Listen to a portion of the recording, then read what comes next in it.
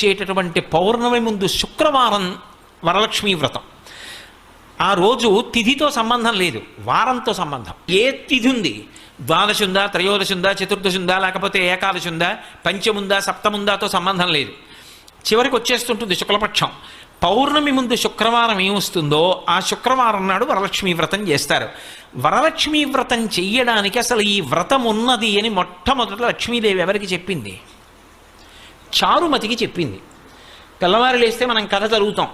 చారుమతి ఆ మాటకు అర్థం ఏమిటి? నిజానికి అద్భుతమైనటువంటి పేరు, ఆడపిల్లలకి పెట్టడానికి పరమయోగ్యమైనటువంటి పేరు చారుమతి. ఎంత చక్కటి పేరు!